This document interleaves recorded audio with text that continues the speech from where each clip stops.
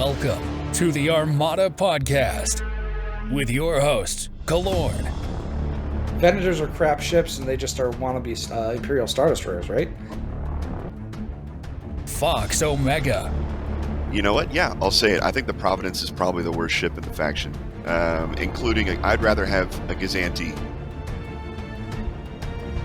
And Juliet Whiskey. But there is no mid-level content. Either it's beginner or super advanced. And now, the Armada Podcast.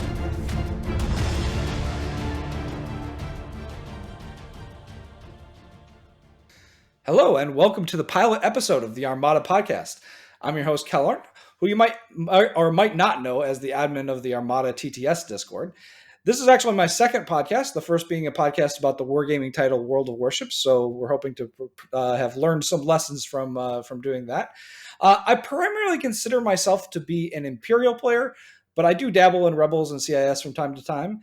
But that will take us to our second host, Fox Omega. Hey guys, I'm Fox. I primarily main Separatist right now. I used to play Imperials. This is my first podcast ever. I do not have experience in the web, the broadcast voice. So this is an exciting moment for me to kind of jump in with Kalorn and see how this goes. So. And then Jovan, Juliet Whiskey, you've got some experience in this stuff, right? Yep, sure do. This is Juliet Whiskey. Been a streamer, and now I have dabbled into Star Wars Armada. Actually, Fox Omega dragged me into this through our lives, surprisingly. Been out to a few tournaments. It's been a real blast. So really, I'm the rookie of the group. I'm going to be asking a lot of ignorant questions. But I am very excited to get into this. Well, we're glad to have you, and we're glad to have you that perspective in the podcast as well. But before we introduce our first guest, we want to just share a little bit of our thoughts behind why we wanted to make this podcast in the first place. It kind of goes without saying that we all of us love Armada, and we've been in it for varying amounts of time. But we'd like to provide a source of weekly Armada content for people to listen to and to watch. So between the podcast and the streaming our games on YouTube, we hope that you'll be able to keep coming back to share our enjoyment for the game. But I guess Whiskey and Fox, did you guys have any other thoughts on why we wanted to make this in the first place? Yeah, I think there's a varying amount of content for Armada Online, and it's for different audiences, people who are just now getting into the game, people who are very, very experienced in the game, such as Angry Ewoks videos on YouTube. And it's all great content, but what we're hoping to provide with this podcast is something that arrives at the questions that players who've been playing for 1-2 years are asking. How do I arrive at a competitive fleet? How do I approach certain issues with my fleet? I'm getting beat constantly by this guy who keeps bringing this fleet on weekly flight nights. And we are hoping to provide context to tournament wins and explain how certain things arrive where they do. And we enjoy, the three of us have enjoyed really, really talking about that concept, especially as Juliet Whiskey's learned the game. And it's kind of where the idea for the podcast has arrived. So we're hoping that we can deliver that. Mostly as we drive back and forth from tournaments. I was just about to say, yeah, the big spot that we really just came to. Yeah, we were literally just rolling to a tournament in Texas.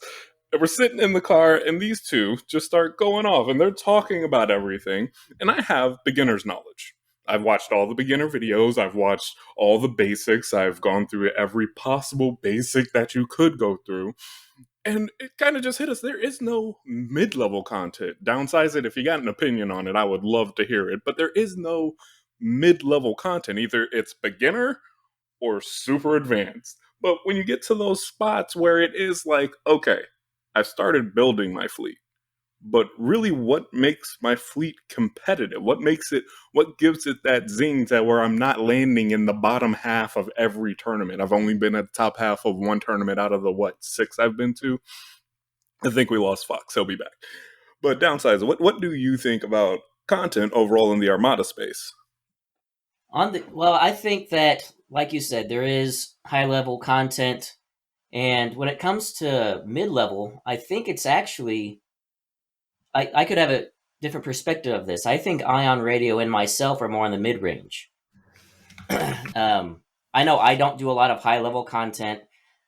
When we do our my tournament practices and stuff, even when I'm doing that, it's still pretty casual because we don't really have a lot of high level metas in our area. And a lot of times when I watch the Ion Radio bat reps, they don't get, to me at least, they don't get too much into the super highly competitive lists. They seem to be more designed for more entertainment, etc. And don't get me wrong. What I think we have less of is beginner content Really? for true beginners, trying to learn the game from scratch, starting from the front. For my own channel personally, my introductory, that huge 3-hour long introduction to Armada that I did a year and a half ago, which I just need to take it off YouTube because it's so bad and I need to redo it. But down, just edit it, put something new up, and then quietly shuffle it off to the side. Just yeah, this is the new spot. Just click on this playlist. But I think there's a good balance between high level and mid level. Because I especially think Ion Radio is good for mid level. They don't do a lot of highly competitive tournament lists that I've seen from the stuff I watch. So with all of that said, Fox, can you introduce our guest of the week? Yeah, we happen to have another content creator on for the first episode. Downsizeit. He's an active uploader on YouTube, puts out a bunch of great content, has done a lot of commentaries on tournaments. And so we wanted to bring him in and ask him a couple questions. Downsizeit, how you doing, man? Greetings, and thanks for having me. I'm doing good. It was an honor, by the way, when you guys reached out to let me be on the channel for your first episode. Yeah, for the inaugural episode, yeah. Well, hey, so I have a series of questions I want to ask you because I'm curious about, I've seen a lot of your content. I'm curious about some things. Number one, how long have you been playing Armada? So this, the very first time I played goes back to, I think it was about 2014 when Armada was first coming out.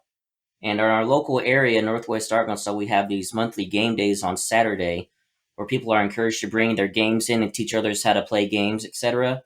And one of my friends brought in his the first box of Armada, the starter set, and did a test game, which was really cool. And I played X-Wing up to that point. It was fun, but I didn't want to invest in it. But I love the large-scale game of Armada with the big ships and the planning ahead in the future, etc. But it wasn't until 2017 when I decided to pull the trigger and actually invest in the game and play it more regularly. And I got really lucky. I found a guy on eBay that was selling a big lot of Armada stuff, a lot of Empire and a lot of Rebels, and was able to get it ultra cheap and was able to get that to start my foray into Armada. And I've loved it ever since. That's the way to do it. You find somebody who's trying to offload everything and you immediately jump in with all the different pieces that you need. I think that's a great way to start. Yeah, I got really lucky. So I do got a question for you, Downsizeit. So you said you played X-Wing, and it was fun, but you weren't really feeling it. Now, like I said, I'm the rookie of the group. I got dragged into Armada. Literally, Fox came in, kicked in my door, dragged me out the house, and said, "You're gonna put this ship on the board and fly it that way." Anyways, I have not played X-Wing. So what is some of the major core differences between X-Wing and Armada? So with X-Wing is almost like playing only single command dial ships for the entire game. Because everything is a lot faster paced, a lot quicker reaction times, etc. You don't really have to plan ahead that much.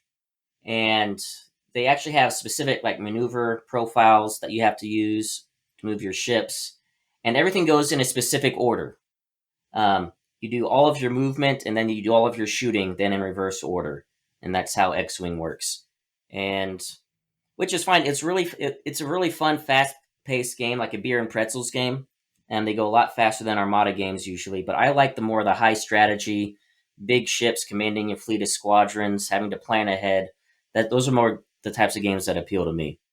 Beer and pretzel games. Oh my gosh. Are some people who love X-Wing are gonna love that you said that. That's awesome. The X-Men community is going to jump on us. We're also curious about your experiences at major tournaments. Have you been to any larger tournaments in the past? How did that go? How did you feel about that atmosphere and how it's different from like normal tabletop? So my first major tournament was actually at Gen Con 2017, about 3 months after I'd actually purchased all my Armada stuff. And Gen Con is, I usually go to that on a regular basis. That's where my Academy friends kind of try to have our yearly reunions there. And I decided I wanted to try out Armada in a competitive scene and to see what it was like. And I got my ass kicked. I mean, it was U.S. Nationals, and I was a brand new player. My first game was against a guy doing an Akbar keep away fleet, and just I forget which. It was a blue mission where he just farmed tokens. I'd never even played any of those types of missions yet.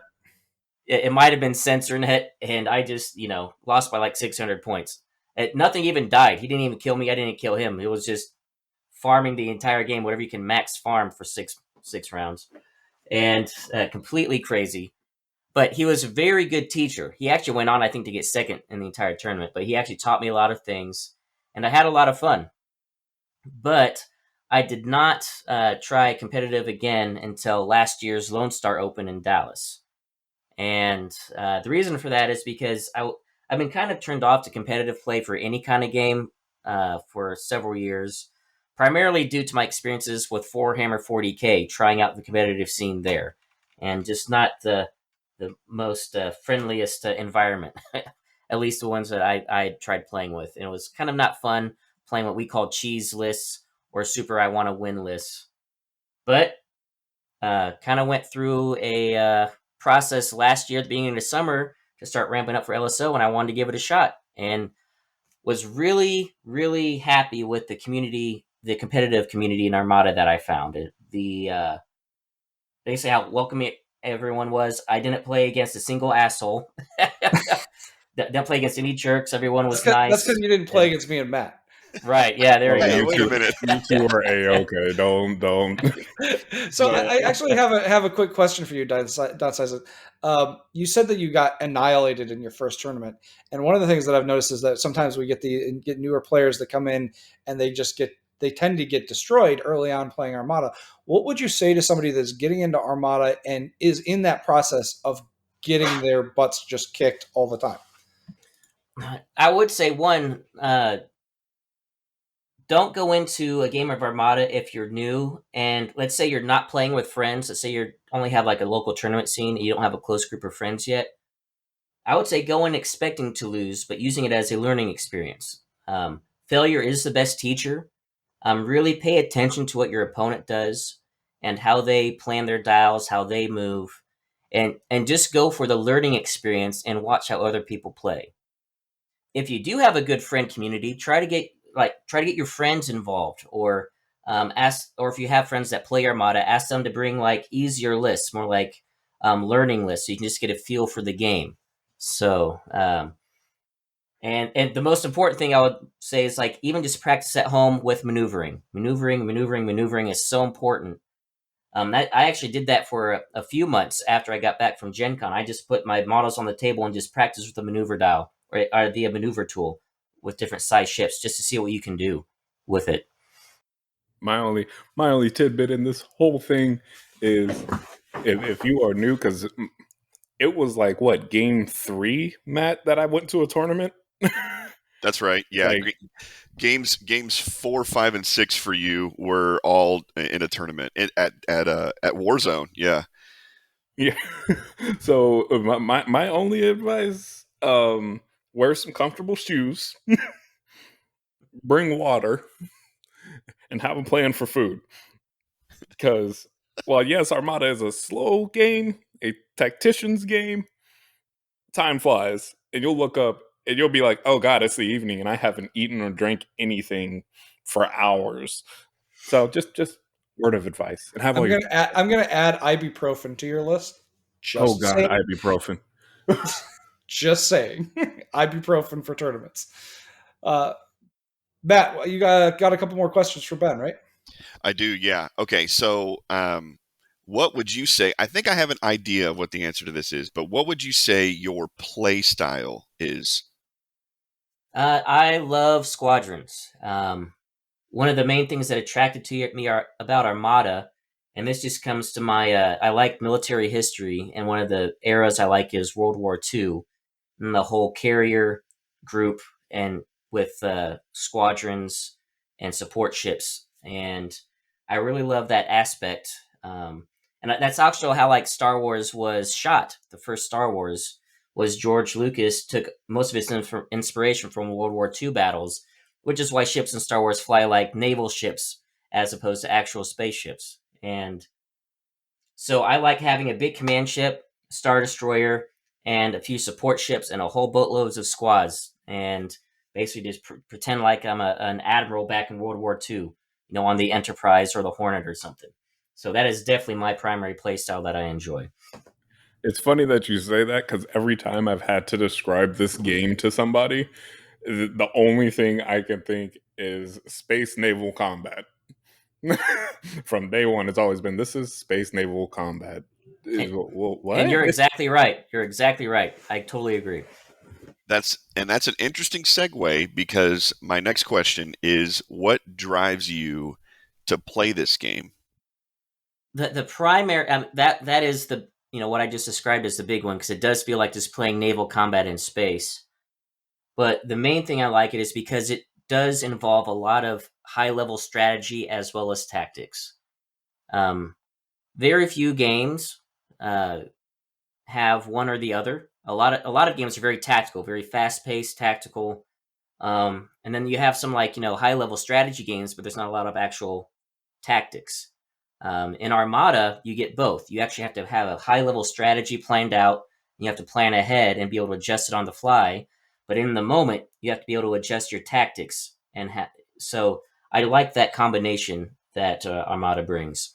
It's very stimulating when it comes to trying to get better. And I don't like fast paced, easy to play games like X-Wing. Just another hot take for your friends. The X-Wing community is going to maul us. So I do got to swing back around to a question that I'm making a list of questions on my side. So your play style would definitely be fleet carrier group. So what is the worst alternate play style to play against for you? Like, if you see it land on the table, it's just immediate, like, well, boy, this is going to be rough. So the worst alternate play style, I would have to say, would actually be somewhat of a similar setup where they have a lot of squadrons to neuter my squads, but their ships are better. Like, either they have more ships than like my one Star Destroyer, then they can swarm it and take it out while the squad battle happens, or have a large ship like like a Starhawk, like Paul and I played last week. Where a single Star Destroyer can't take out a single Starhawk, not realistically, and my squads aren't going to be able to help me because I'm busy dealing with his squads. So basically, it's the counter would be almost a similar list, because just about anything else. Not saying it's going to be an easy fight, but let's say I face like an MSU fleet, a lot of small ships, but hardly any squads. Especially since I like playing Empire and my squads are fast, I can usually catch those MSU ships. And I mean, we've all seen the fights where a squad heavy list goes up against a no squad or min squad list. The squad heavy list tends to win out fairly easy, and I wouldn't want to say easily. I'm drifting into territory where I might not know what I'm talking about. No, I've seen so many ships drop. Hot takes. Yeah. Yeah, we'll save that for hot takes. Yeah. No, I think you're absolutely right. And I was about to say that what you're describing reminds me of your game with Kelorn last week, where it was two Goliaths, two giant ships coming at each other with a bunch of squads. Who's going to come out on top? And the answer was both sides of the coin. Like, your squads clearly dominated the airspace, but when it came down to engaging the actual ship, the Starhawk, at least the way that Kelorn has built it out, is just massive, and it was a serious undertaking. So no, that's really interesting that you said that.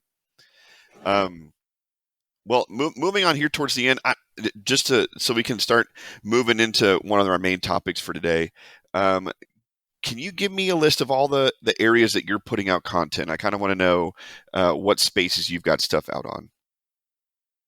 So I'm exclusive to YouTube. I don't post my stuff anywhere else currently. I do have a Facebook page, but I usually use that just to keep people updated on what's like, just for advertisement purposes, to let people know, hey, a new bat rep is up, or a new podcast up, or a stream is up, and also using that for creating the events for our local tournament series, the Ozark Mountain Tournament Series. Now using that for the primary event creation.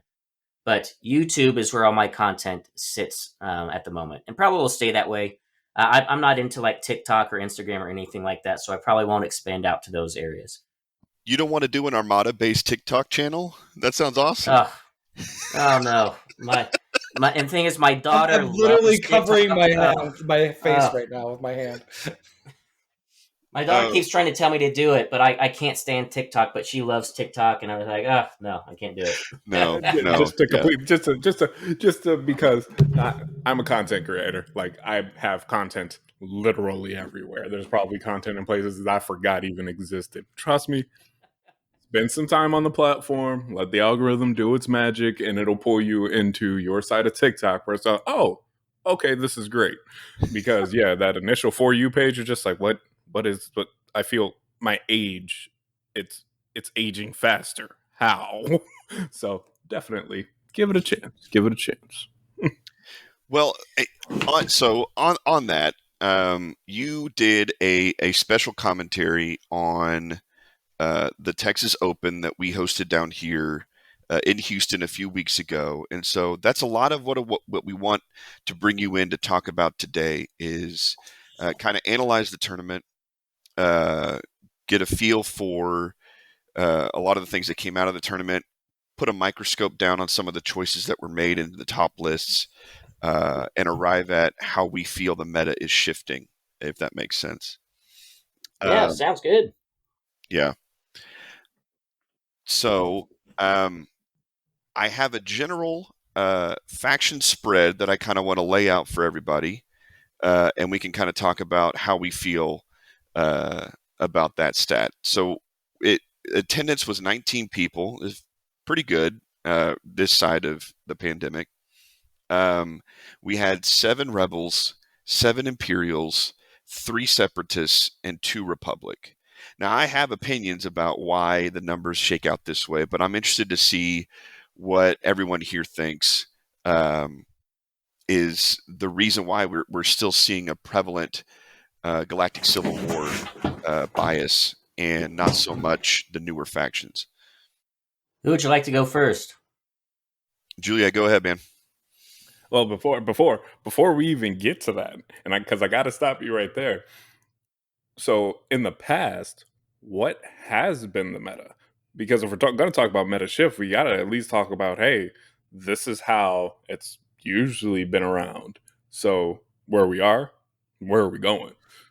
So that's a difficult question to answer because we got Armada 1.5 and then we got the pandemic, and I don't feel like there has been a meta that's developed since pre 1.5 release. I mean, like when you really think about it, you can talk about where was Armada before 1.5 was released, before the upgrade card pack got released, before Wave 8 and stuff, and the Clone Wars. But since that point, I don't think there has been a meta. So it's more of a like, does the meta keep moving around, because it really hasn't settled.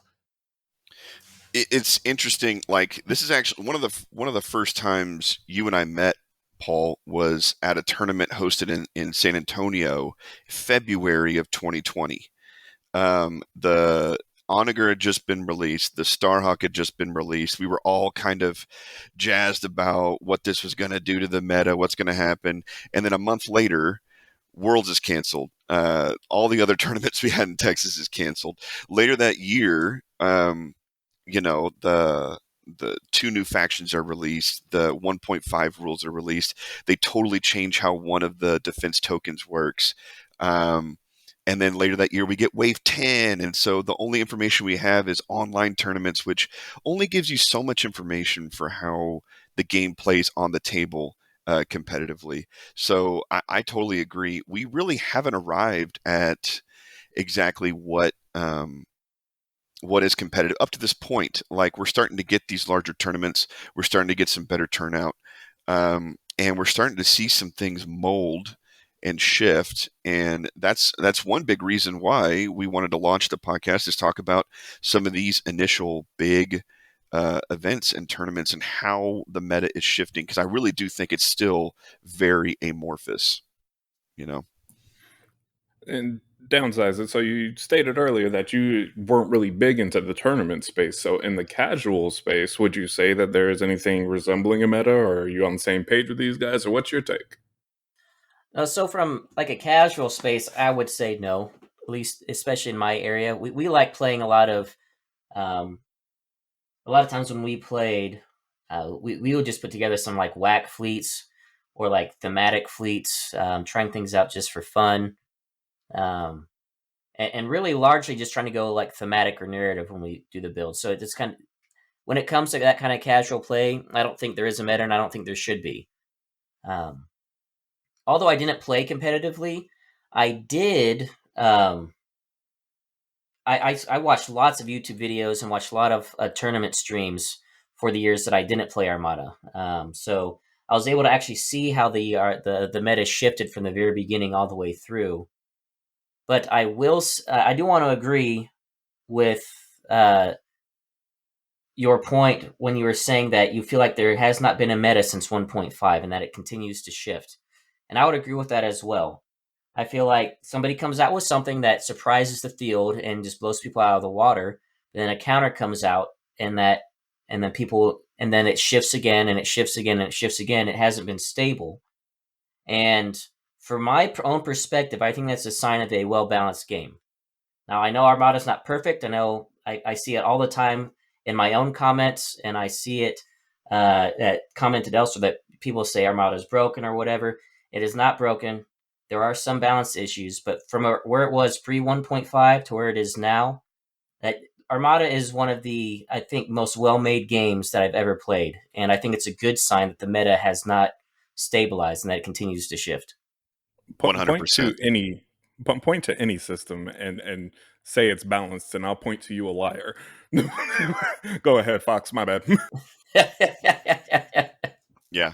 No, I think that's 100% accurate. When we're seeing it, it's fleshing itself out, particularly in Texas. We've been really bold with a lot of our tournament play, particularly during the pandemic, to, however you feel about that. But I mean, last year, what dominated the tournament scene was Sloaniger over and over and over again. And going into this year, the big question was, has anybody adapted the Clone Wars factions to compete with the fleets that have been very, very prevalent up to this point? And does Sloaniger make a comeback? Are other people... Is the Onager as dominant as people say it is?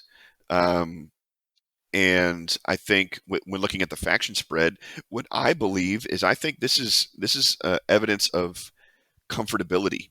I think a lot of people are just still really, really comfortable with the Rebels and with Imperials, and there's a lot of pieces and a lot of different answers, and a lot of people are used to fleet building with that, and they understand a lot of the pieces that go into building a competitive list.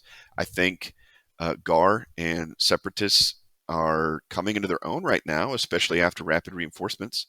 But I think we've yet to see some people really grab hold of those factions and take them as far as they can go. And so, just for clarification for the audience, Sloaniger is literally the Oninger with Sloan. That's just the slang that has been developed for this combo. Because that's pretty much it. Trust me, they said it a million times before my brain finally connected. It was like, oh, It's the combo of the ship with the okay. So you're gonna hear a lot of random slang terms thrown around. I'll probably have a little glossary off on the side somewhere, maybe in the future for future reference. Juliet Whiskey, the Urban Dictionary of our podcast, right here. Yee. So I guess one of the things that I keep thinking about, Fox, is that, and why I think that you're going to see Rebel and Imperials be the primary factions that are winning these larger tournaments, is that the Republican and Separatists are still incomplete. They're incomplete factions. They don't have the toolbox. And while I fully believe that there are good lists in those toolbox in those factions, but without the toolboxes to put together a list that is complete against a bunch of things, you're dependent on the matchups that you get and being able to dominate certain other matchups. So I guess I feel like it's a lot harder to build out a well-rounded list with the newer factions than it is with the older factions. And so good players are going to default to the lists where they can be well-rounded. I would argue, so I think you're partially correct, and I would argue that really what it is Rebels and Imperials are a faction that can achieve tens more readily because of what you're describing, because of matchups. Like in a tournament setting, they can get the 9-2s, they can get the 10-1s readily. I don't think Republic or Separatists really have the capacity to readily get 9s and 10s. I think they can, but I don't think you can go into a tournament and readily expect to table your opponent with the types of the levels of engagement that you get, where Gar is very, very held back and tanky, and they want to invite you in, and Separatists are very much, I think, reach out and touch somebody with the amount of red dice that they've got. I don't think that those two, where the entire faction plays that way, I don't think those two are very conducive for tablings.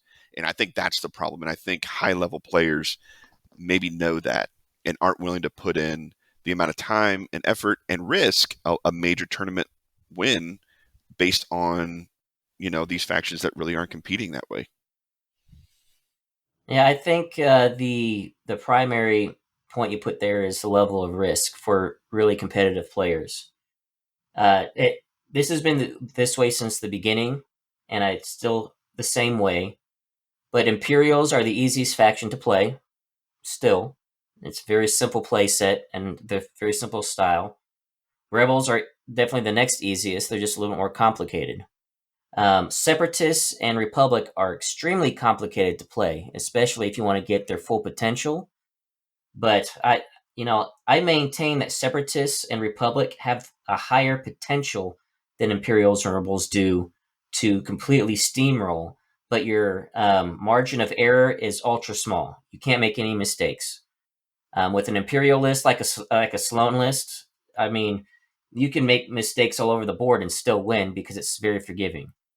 With a Separatist like TF list or a Gar Arc Swarm with speed list, if you mess up your activation order or your token play, you just destroyed your entire game plan.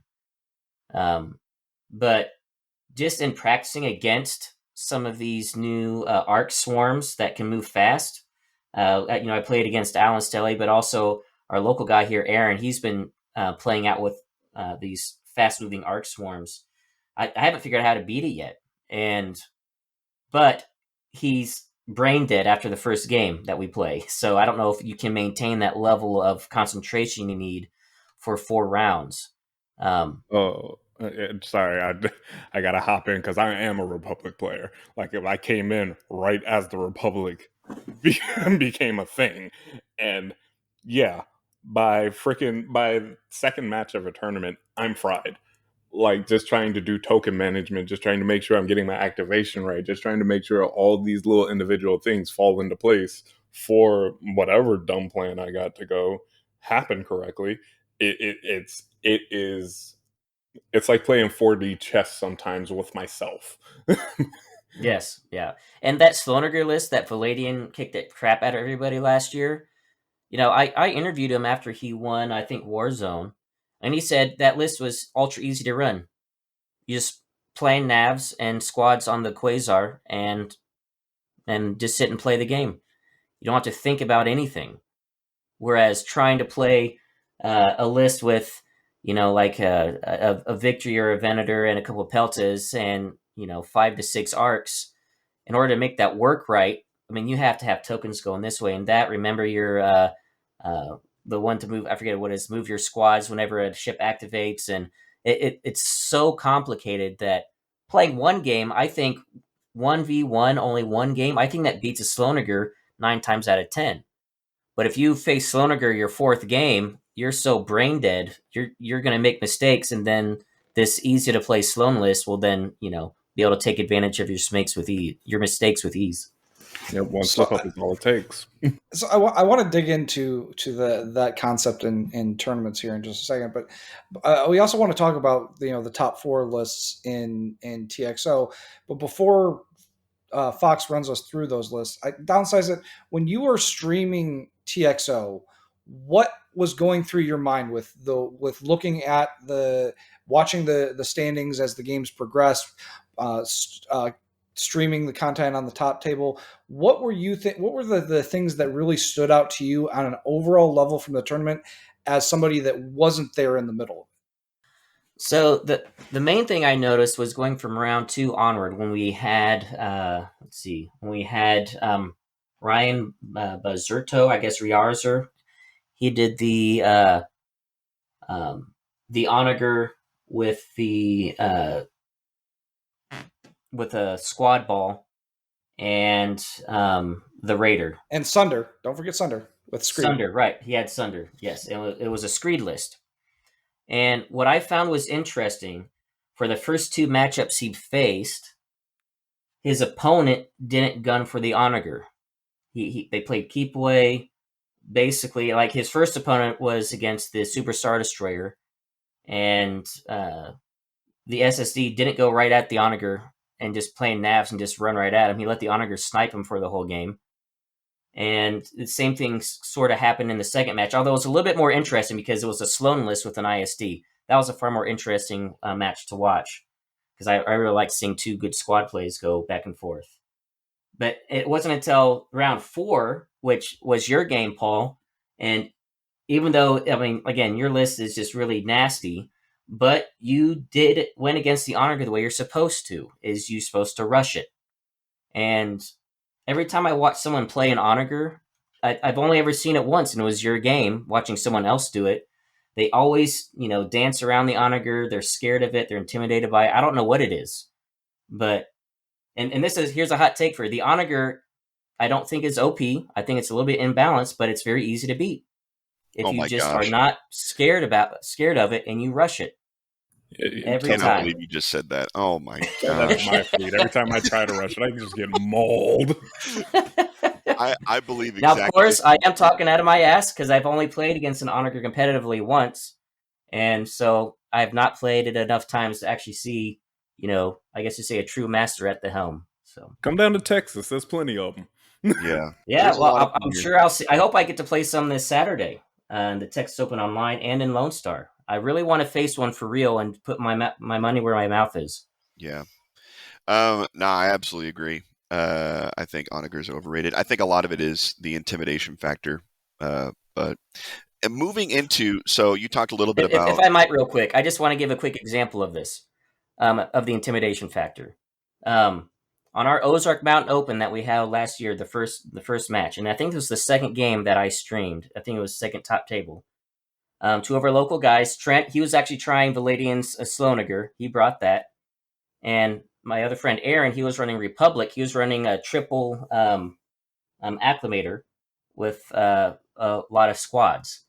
And they had actually practiced against each other a couple times before the tournament. And the Republic player beat the Sloaniger player every time because he would rush him every time. But when he got on stream and on top table, he got nervous and he got scared and he slow rolled it and got demolished. So there's a huge, nerve factor, intimidation factor that went into play in that specific scenario, where he'd actually beaten this guy before, twice. But it was funny in the moment though. It just the nerves and everything wrapped up, and instead of doing what he should have done, just run speed 3 right at the onager and just kill it. He played it slow and just got picked off from range for the entire game. Yeah, it makes a difference. People don't like when you're in the moment competitively, you don't really realize, okay, well, if I'm exactly out of this arc, it's like the onager isn't even there. Or at like they don't think about the length of the board. It's only 3 feet, which is 3 range rulers. They don't really think about, if something's moving towards me, I'm going to meet it if I'm going speed 3. But so I want to dive. I want to dive in. Go ahead. That's easy for y'all with ships that actually, fly. The Republic is like flying bricks. Yeah, you can throw some bricks at an onager. That's fine. Yeah, but the thing is, you can turn still the go table speed off the 3. table. The disadvantages are fleets like Akbar fleets that only go speed 2. That's a real challenge because you can't actually rush the onager and get it to its flanks. But even a Republic, yeah, you're very unmaneuverable, but you can still go speed 3. Just run navs, get in its face by turn 2, then start slowing down. And if you split your fleet, just do a V formation. It has to turn one way or the other, so your other half of your fleet will be in its flanks. And yeah, you'll lose probably a ship or two, but after that, the onager just dies. Onagers die real fast once you get to their side arcs. That's exactly right. Well, hey, let's dig into these top 4 fleets because we have a couple things I want to point out because all of them are very interesting. Starting with 4th place, Ryan Handel Rikash. He flew Sloan, that Sloan list that you were talking about with an ISD, a Quasar, a very classic Sloan fleet.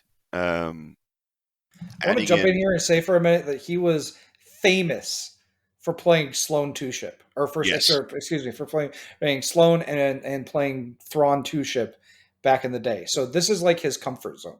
This is bread and butter for Ryan, absolutely. But Sloan on the ISD2, expert shield techs as the officer, and then he's got the local fire control flak guns combo, which I love on an ISD2. Just being able to salvo at long with all your dice, it's so surprising sometimes shooting at that ship.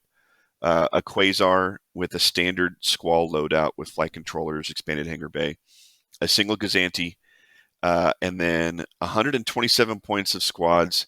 Specifically, what's important, though, is his inclusion of Howl Runner and 3 TIE interceptors.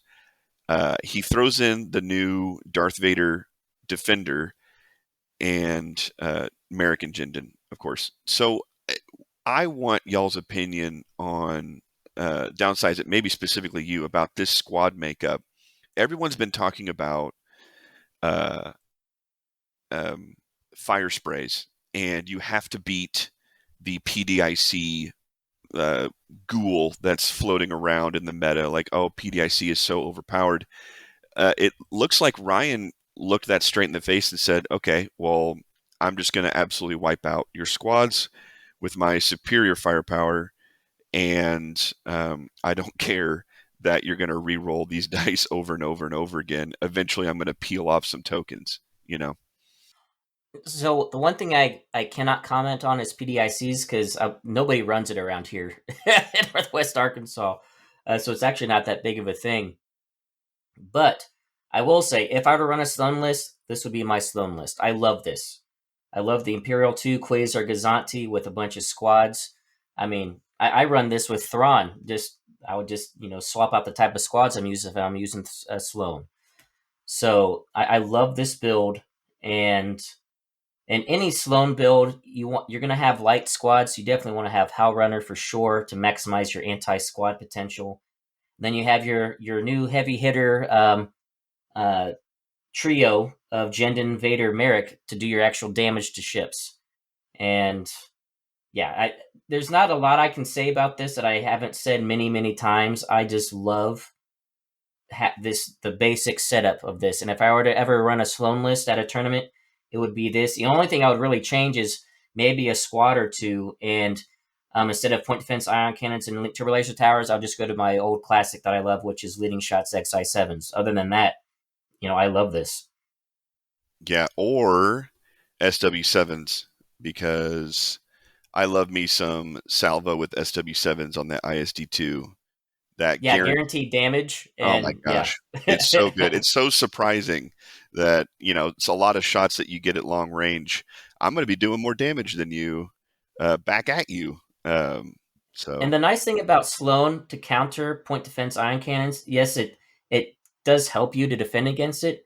But even if you're rerolling, I'm not that good with math, but even if you're rerolling an interceptor or a TIE fighter coming in, I think you still got a 75% chance you're getting something you want.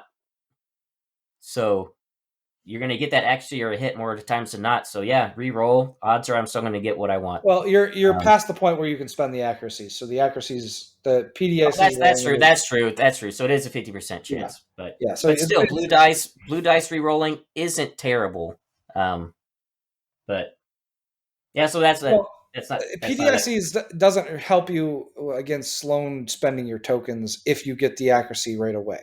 So, right, exactly. Yes, yeah. So yeah. PDICs are good, and we can talk about them kind of in more depth, but I do think that Sloan mitigates that to a degree.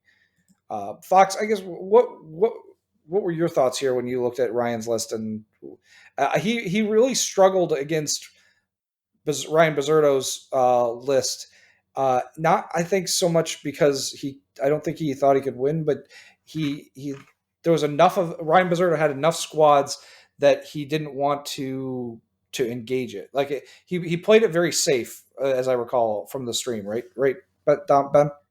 Yeah, it was one of the squad battle was interesting, but it didn't engage until late. And when you have 2 fire sprays and Tell in there, I mean, Ryan Bizzardo's squadrons were more meaty, but if he would have gotten in there early, he could have, he has the, like flight controllers for the extra dice. He has how runner for extra dice. He has the swarm rerolls, and he could have won that squad battle if he would have been engaged fast. And my only other criticism, I just want to preface this. I should have said this to start. I'm totally armchair quarterbacking here. When you're in the moment, it's totally different. But I would have ran my ISD2 right down the throat of that onager, and I think I win that fight. And just maybe just playing engineerings and just use, a ramming or something to slow myself down. But an ISD2 wins against an onager every time 1-on-1. So just tie up his squads with my squads and then just run right at that onager and just blast it out of the sky. I think you're absolutely right. I think if you delay like Ryan did, the onager takes apart your quasar really quick, and so you're risking by delaying him just getting 72 points off the board without any really serious engagement. I think at this point they matched up in round 3 in a 4-round tournament. Bizzardo with his onager was much further ahead in the field than everybody else. I think Ryan was making sure he held on to as many tournament points as possible. I don't think he thought he could have done enough damage to the onager and the Corvus Raider that the lifeboat.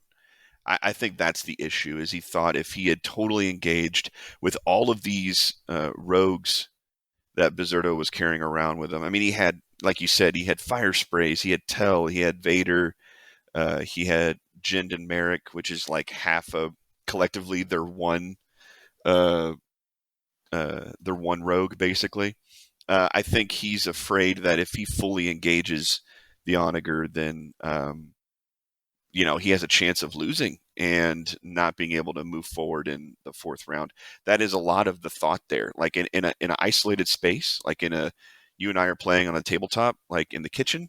Heck yeah, I'm going speed 3 with that ISD, and you have some problems to solve, my friend. But in a tournament setting where it's round 3 and both of y'all are obviously top table, like there's a lot to consider and a lot to think about. And I think Ryan maybe got into his own head in that matchup.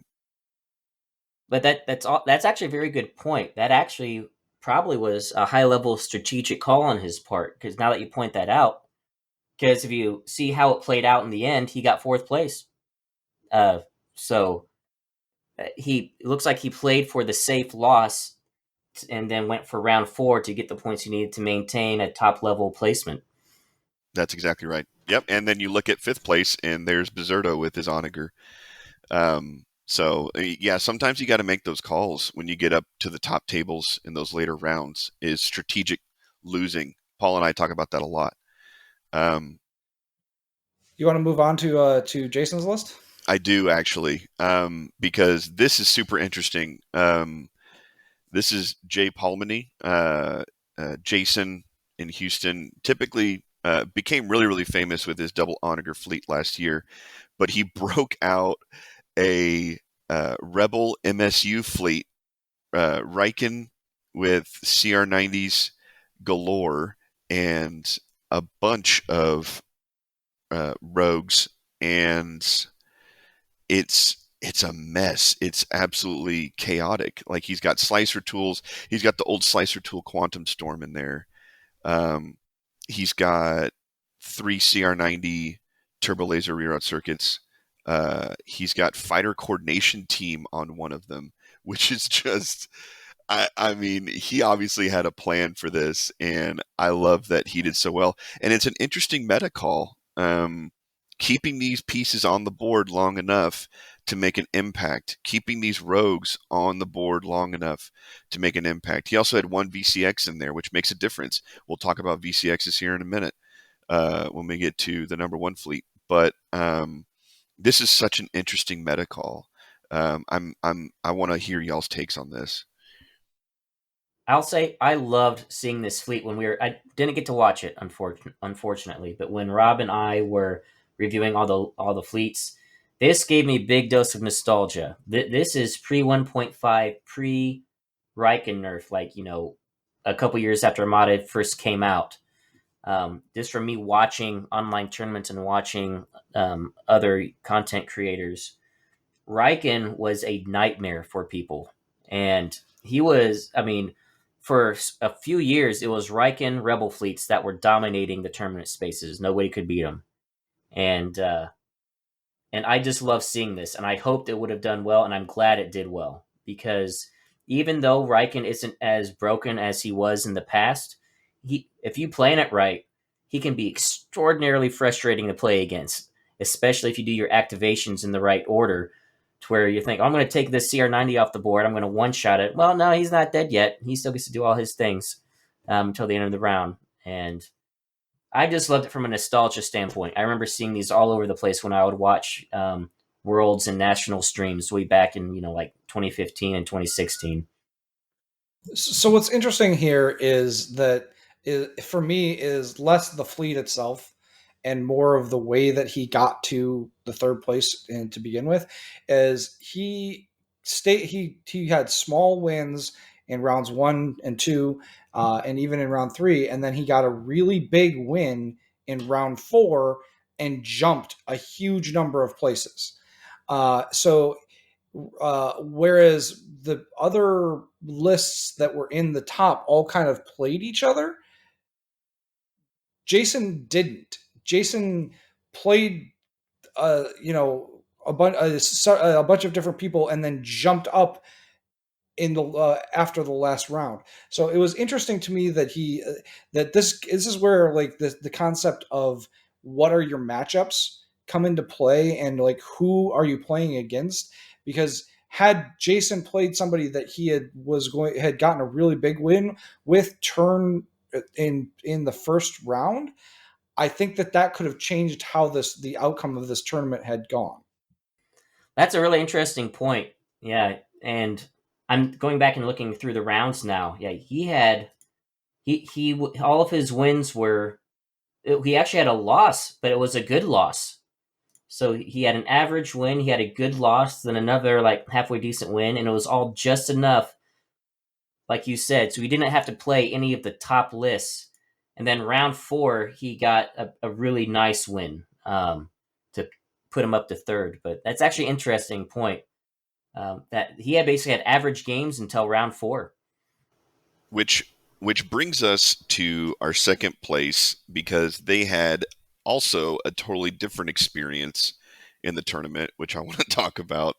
Our other Jason Girth, he's flying a Mahdi list, a 3 activation Mahdi list with a Kuat, a Test Bed, and a Gazanti, and then he's got Jindem, Merrick, Tell, and Vader in the Defender.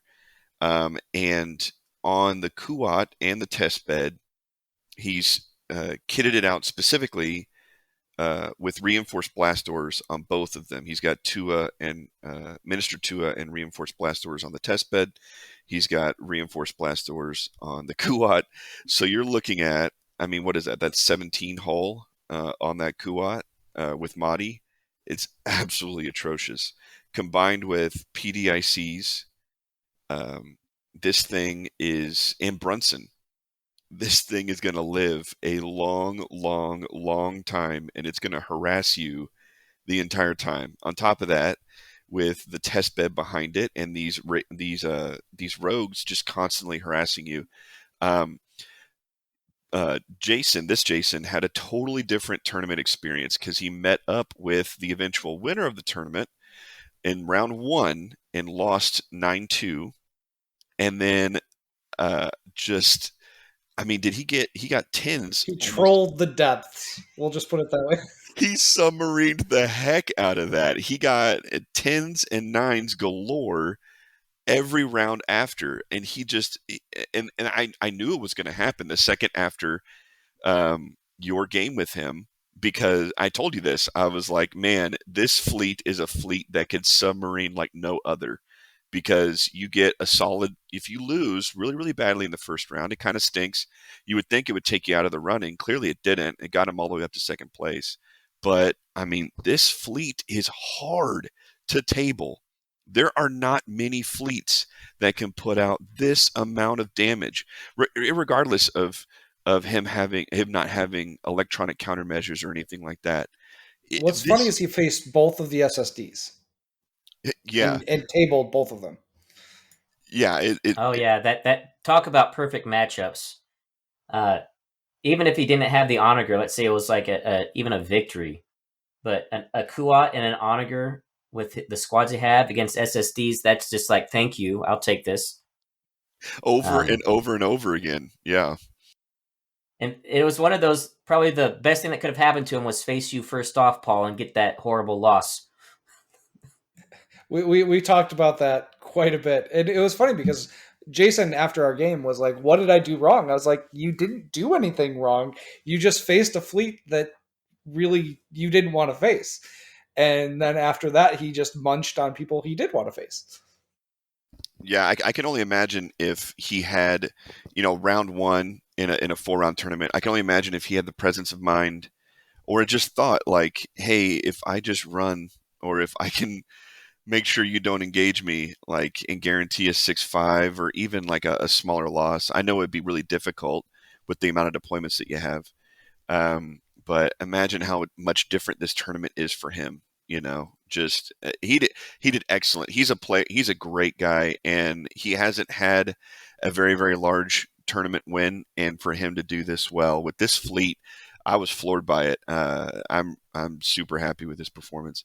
But moving on to the number 1 fleet, sitting in this digital room, Kellorn with his Starhawk, just absolutely gross makeup of a Gate, Walix, Expert Shield Techs, no PDICs. You took the risk with the high capacity ion turbines, and I think it pays off.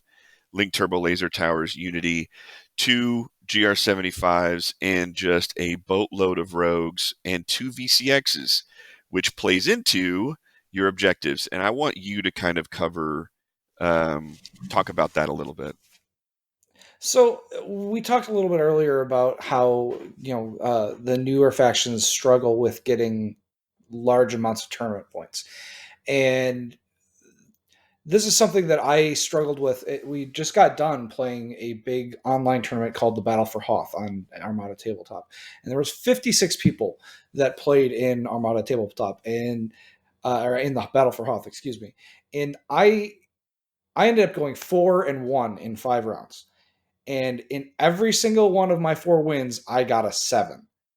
And it was extraordinarily frustrating that I would win so many games and be like 12th or 13th or something like that out of 56.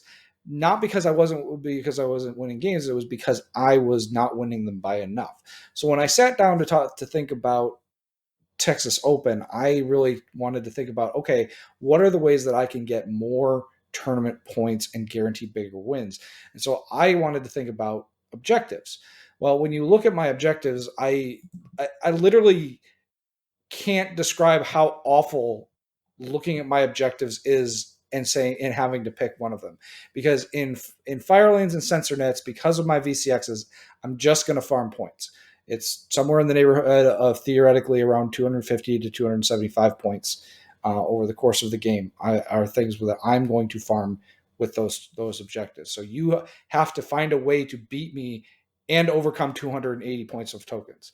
Or you can give maybe the worst ship in the game 2 shots at the same target every turn with advanced gunnery.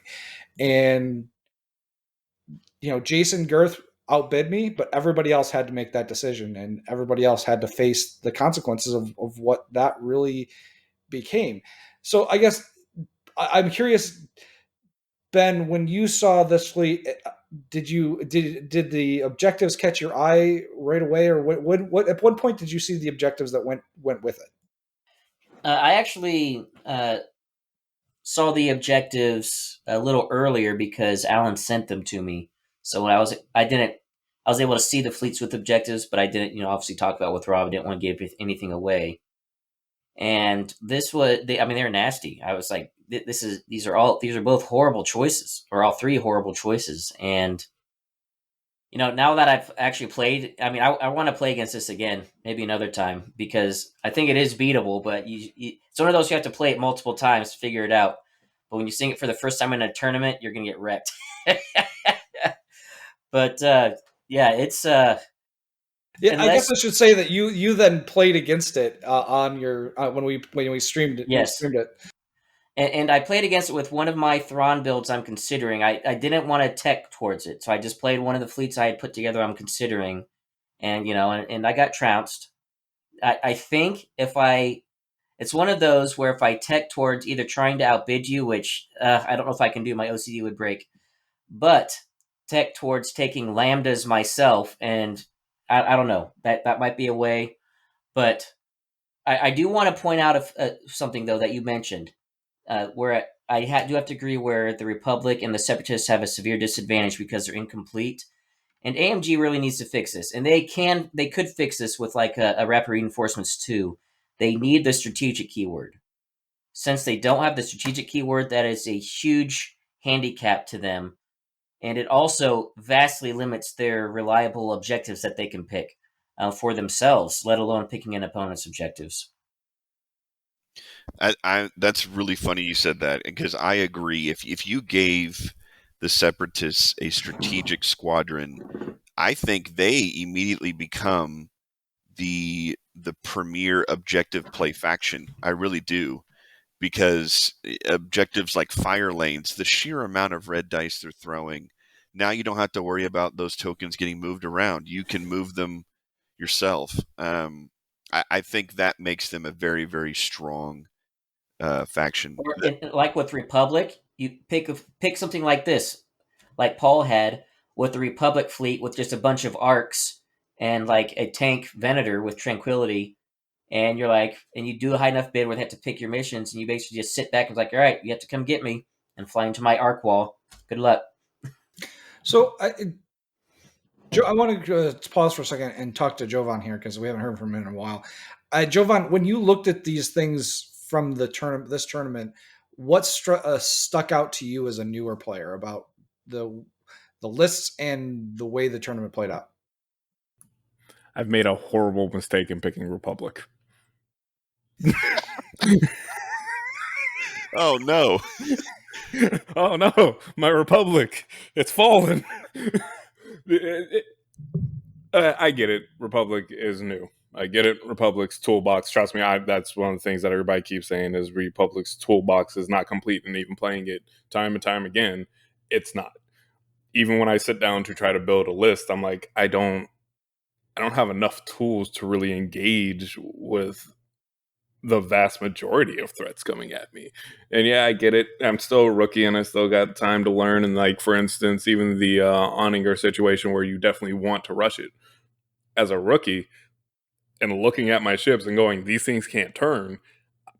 That's a huge risk for me to pump in, speed 3 and try to jump on this guy, because then I might not be able to keep it on the board. It's a complete possibility for me. But really, it's just kind of it is that kind of disappointing ping of pain just to be like, yo, we are not doing well as a faction at this time. I do want to say, I want to chime in as someone who mains one of the newer factions. I do think a lot of it is alternative playstyle. I do think a lot of it is, like I mentioned earlier, people aren't willing to take the time to learn how to fly these things. We haven't had ships that have arc lines like the Recusant. We haven't had ships that can throw 5 blue dice at long but have no ion cannon slot. Like, there are so many things that we're having to relearn with these factions, and I do think they are viable. I really do. I think a very, very good player could take these factions and do very, very well at high level play. I do think, though, that it's a slog. I think it's a long road. And that's one of the things that just kind of kills me the most is just like, there's potential. Like, even as a rookie, I can see the potential. I can see what is possible. I just need one more ship, or I just need a different keyword. I just need something to give me that competitive edge. Because right now, it is just a matter of, well, that was a really bad matchup for me. Oh, well. Yeah. I do want to wrap up a TXO discussion because we've gone a little bit on the long side and we have a couple more things that we want to cover this week. So I guess final thoughts from you, Ben, on TXO, and maybe what you think that means for Armada going forward on a bigger scale. My main thing that I've noticed from the different streams that I've commented on, and then playing at LSO last year and Vegas this year, is that it is going back to the beginning. A completely new list that no one saw coming, took the top spot. It wasn't Sloniger. It wasn't the Onager with 2 interdictors. It's something new. So the meta has shifted again. Or I love how it just proved to me personally, watching how this played out, that the Armada meta is not set, and that,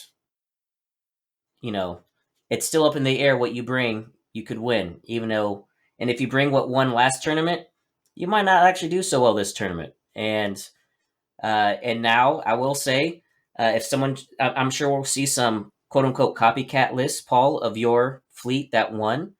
But I know that there's people also planning on ways to beat it, to see it and beat it. So I just like the fact that we're just it hasn't been a full calendar year since LSO last year, and we've seen different lists win consistently, and how it just continues to shift and change. Granted, it's still Imperial and Rebels at the top, and I think, again, that comes down to ease of play and low risk. And but to piggyback on what Fox says, I love the Republic. Once I right now for competitive play, I'm bringing Thrawn just because I know them, I live them, I breathe them, and I'm comfortable with them. But once I'm ready to start branching out to more challenging stuff, I'll be bringing Republic, because I love the Republic. I love their style, and I love arcs, and I want to make one of those lists work competitively. But for now, I'm going just with, because I'm comfortable with it, I'm still going with Thrawn for myself for the next couple tournaments. I think the thing that I take away from this tournament, as someone who didn't go, the thing that I take from this tournament, the big things that stand out. Number one, I love what you said, Ben, about we've got new top fleets coming out in these premier level tournaments every single time, and it proves that the game is still molding and shifting and morphing, and I love it. The meta hasn't settled. Number two, there were 3 Agate Starhawk fleets in this tournament. One went first, one went 7th, and one was dead last. And so I think it's a testament to every piece is viable, but I don't think there are like overpowered pieces in the game right now. I really don't. The fact that one fleet could do very, very well with a piece and another fleet could be dead last in the tournament speaks to that this is very much a player's game. It is a game that's defined by people willing to put in the time to consider the meta, to consider how the tournament's going to go, and practice. And I think that's awesome. Like you said earlier, Ben, about how the game plays and the reason why you like playing it. Like it, I think that's what makes this game amazing to come back to over and over again. So, Alrighty. Well, kind of speaking of where things are going, it was announced today that the next Worlds will take place in March of 2023 at Adepticon in Chicago for Armada, X-Wing, and Legion altogether. There's no real word on details because this announcement was just today, but I'm really hoping that there's going to be a play-in tournament the day before the main tournament because I personally don't have a Worlds invite and I've not been able to get to any of the tournaments this year so far that have had Worlds invites on the table. I did ask Karnak today if he was going to be the main TO for Adepticon next year since he was the TO this year, and he told me that he cannot confirm or deny that fact. Through a GIF, I might add. So I guess, what are you guys' thoughts on Worlds being pushed back to 2023? I think we all kind of saw this coming because they did say that they were going to have Worlds this year, but the longer it went on without an announcement, the more likely it seemed it was going to get pushed to 22, 23. What were your thoughts on this being announced today in the way that it was? I like it. I like that they're waiting. I know a lot of people got impatient and they want content and they feel like we're not being supported, but I like the idea that there's still a lot of things shifting and rapid reinforcements changed a lot too. And we're still finding new things. It gives one more year for the Clone Wars factions to develop and for players to get comfortable and confident with these new factions. I like the idea of pushing this a year later. And I think we've got a lot of exciting things coming, which makes me even more excited for 2023. From a business standpoint, it doesn't surprise me, and it's a smart decision. AMG, I think, still hasn't figured out how to handle Armada. They definitely, I mean, this has been talked about ad infinitum that they were not ready to get these 3 massive properties dumped on them, and Armada is definitely their lowest priority, and it's the hardest one for them to figure out. So I think it gives them more time to figure it out, and I think it's also smart that they're piggybacking against a well-known, well-established event that is Adepticon, and they don't have to worry about the infrastructure. They don't have to worry about the foundations of putting a con together or anything. And at least in the United States, Chicago is a relatively central location. So I think it's a good business decision on their part, just so that gives them time to get ready and to utilize Adepticon's infrastructure that's already in place. Jovan, as a newer player, what comes to your mind when we talk about that they announced Worlds being in play next year? Oh, we're going full rookie status. Full rookie status. The fact that Worlds is still happening is great news. That's the sign of a game that's alive. You know, it's a sign that I didn't just spend all this money and all of a sudden it just falls off the face of the earth. So the fact that it's still happening is great. The fact that, if for those who don't know, there have been some business moves in the background causing this game to shift hands to, like you said, a company that doesn't really know what to do with it. It gives them time to figure it the heck out while we figure it the heck out. So, like I said, to me, it's good news. I'm excited, and it also gives us some more time to pump out some content in between here and there to be like, yo, we'll be letting y'all know what's happening then. Fair enough. So this is our last segment of the day, and it's called "Do You Think?" And it's Juliet. Why don't you lead us off in these hot take questions? I guess is the way to put them. Hot take time, baby. Hot take. Hot take, hot take. Hold on, let me get there. All right. Downsize it. You ready? You just want to unmute now just because I'm going to ask it and you just go. So I'm ready. The question is, Starhawks, should they be speed 3 and Onninger's speed 2? No, Starhawk should not be speed 3. I think speed 2 is a good spot for them. If they went speed 3, they'd be too oppressive. And Onagers, I think it would be interesting if the test bed were speed 2, but the Star Destroyer was speed 3, to kind of show how it's now a fully designed ship and fully capable ship, and of course more expensive. Whereas the test bed will be treated more like an actual, artillery piece. Fair enough. You're telling me, I know. After you just got blown to smithereens by a Starhawk, that you don't want it going 50% faster towards you? Is that what you're implying? That I am implying that, yes, and I also don't want it to be given speed 3 and a support officer, because we don't need an engine teching either. That's the stuff of nightmares, a speed 4 Starhawk. Oh, and a defensive retrofit. I think we should add that to make it a 300-point ship. Jesus. Hey, Boba Fett just had a heart attack. Oh my gosh. All right, I wanted to get everybody's take, but we have to wrap up. So we're going to move on to Kellorn, sorry.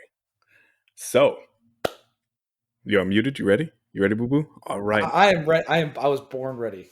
You were born ready? You had a chance to read this, so I know it's been like stewing in your soul. All Venators are bad Venators. I mean, are they? Venators are crap ships, and they just are wannabe Imperial Star Destroyers, right? Oh, why do you have to attack me like that? Like that's in the core of my fleet. So I'll put it this way: like Venators for me are a ship that they're begging to be versatile, but I feel like they're really locked into what they are. You've got a Venator 1 that I honestly think that the Venator 1 is just in a bad spot right now, just in general. Like, I don't really know that the Venator 1 is a ship that is worth taking in most fleets. The Venator 2 is in a pretty decent spot, but because it's got 5 squadron, it's just begging to be a carrier. And so alternatively, you can put SFATs on it, and you can give it tranquility and make it really tough. But it's not as tough as a Star Destroyer, even if with tranquility. Trust me, it's just not as tough as a Star Destroyer, as a Imperial IST. And I think that people have gotten into this idea that that Venators are difficult to kill because of things like thermals and tranquility. But at the end of the day, I don't think they're as tough as people want you to believe that they are. And so in that sense, I guess all Venators are bad Venators.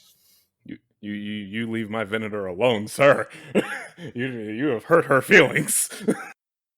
Fox, you were trying to say something. I think, oh my gosh, I don't even know where to start with this. I literally just stomped on every GAR player out there. Let me tell you. Don't betray me, Fox. Don't betray me. I think, oh man, I think a heavily weighed down Venator is a bad Venator, but I think how many Venators have you seen that aren't Christmas treed to hell? Yeah, answer me that. Like, that's the how problem. many of them have you seen that aren't Christmas treed out? None. I've seen none that don't have at 90% of all of their upgrade slots filled. And it drives me nuts. Like, you have to fly SFATs. You don't have to do that. You can make them naked boys just flying around, giant. What they are, they're giant bricks. Let them do brick things. Let them build a wall or break a window in a riot. Like this, I don't understand the obsession with a Venator has to do 15 things, or you have to have clone gunners and clone navigation officer and SFATs. And no, you don't, because SFATs aren't going to kill a ship. They really aren't. They're gonna look scary, but that's not what's going to kill a ship. And I think it Keep drives going. me I'm taking nuts when notes. people say that. So I'm taking notes. That's my take. No. Keep going. I'm taking notes. This is real good stuff. All right, here's a note. This is what you should do for your next tournament, and this is totally untested, so don't take it. But put rapid launch bays on a Venator 2 with Plo Koon and drop 4 arcs and an adept on somebody. That'll do good, right? Please don't do that. Oh my Please God. just don't do that. Make sure you do a flight commander so you can actually drop after you move. Yeah. Everybody saying don't do it, but I am reckless. I am a rookie. If you don't know what I'm doing, if I don't know what I'm doing, let's do this. All right, last question for the night, gentlemen. All right, this one's specifically for Fox, our local CIS player. He mauled me a few weeks back with a MSU fleet. I'm still hurting about that. Mooney is the best CIS ship, and Prov is the worst. Oh my gosh. So I think a Munificent might be not just the best separatist ship. I think it might be the best ship in the game. Period. Cut that right there. That's his clip for the rest of the year. Just want everybody to know that. And I think the Providence is I think faction specific, probably the worst ship in. You know what? Yeah, I'll say it. I think the Providence is probably the worst ship in the faction, including. I'd rather have a Gazanti. I'd rather have 5 Gazantis. Has anybody besides me run a Providence with Jedi hostage on it at a major tournament? Yeah, but how many times did your Providence blow up? How many times? Twice? 3 times? In 3 games? Out of 7 or games? In 2 games? 7 games? 7. Oh my god. Well, regardless. So Trenton killed it. Trenton killed it. The Onager killed it, and Aaron's double pickle fleet that I should not have flown at killed it. But that was it. Ben, you tell Aaron that he's got it coming at LSO this year, because I still have bad feelings about that game. Right? Yeah. He did kind of just backline you as like, come at me. I think, but I would like to piggyback, Fox, that I don't agree that the Munificent's the best ship in the game, but objectively, without my bias towards ISD2s, I would say that the Hard Sail is objectively the best ship in the game. No. All the bias. Oh my goodness. I totally agree in part. I agree that hard sails are better than ISDs. But a Munificent, let's talk about a Munificent, guys. You got 3 red dice and 2 red dice at the front. You got 2 red dice on the front, 3 red dice on the side. You got a 2 red dice salvo. It's a mini MSU encapsulated in a 70-point package. I don't think it gets better than that. I really don't. I will go so far as to say that Munificent is the best medium base in the game. But I would agree with that. But you got to keep medium ship. Yeah, but you've got to keep them cheap. It's got to have. For me, munis have to have LTT and maybe an officer, and that's it. Unless you're doing TF. By the way, we have tomatoes in the back. I will say what I'm more scared of would be a hard cell swarm than a Munificent swarm. They're coming. So if I face a hard cell swarm, I'm actually worried. If I face a Munificent swarm, I'm not as worried. Alrighty. Well, I think that's going to do it for us this week. Downsizeit, can you give our listeners a quick rundown of where they can find you on YouTube and stuff? Yes. So my channel is called Downsizeit, and fortunately, as of now, no other channels are called that. So you just type Downsizeit into the search engine, and it'll pop right up. You'll see the black and white Chimera symbol with my name in Arabic in there, which was wonderfully designed by Garrett Vance, aka Admiral Tater. So shout out to him again for designing my logo for me. And I'm doing primarily Armada content, but also occasionally I'm doing like a Warhammer 40k Crusade because I like 40k as well, but for casual play and stuff. All right. Well, we definitely appreciate you being here on the first episode, and we'll hope. I'm sure we'll have you back again in future. Yeah, and maybe you guys might be able to see me this Saturday if I make it to top table at one of these tables for the Texas TXO Online.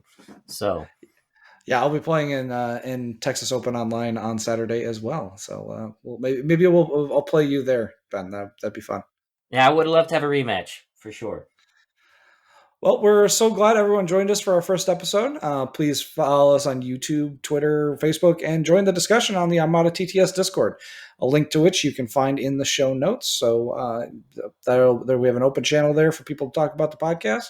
There's plenty of other discussions going on in the Armada tabletop server, as well as tournaments. We've actually got the International Team Tournament, which is starting here and this weekend. All of that takes place on the Armada tabletop server. Come and join us, and we will see you next week. And I think we're going to talk about the UK Grand Championships, right, Fox? That's exactly right. Yep. And maybe we'll have a special guest for that as well. Guest on guest on guest. All right, guys. Have a good night. Have a good night, guys. Take it easy. Thank you for listening to the Armada Podcast. Make sure you subscribe so you don't miss any future episodes. In the meantime, keep up with the show on YouTube, Facebook, and Twitter at Armada Podcast. Join us on Discord with the link in the show notes. Until next time.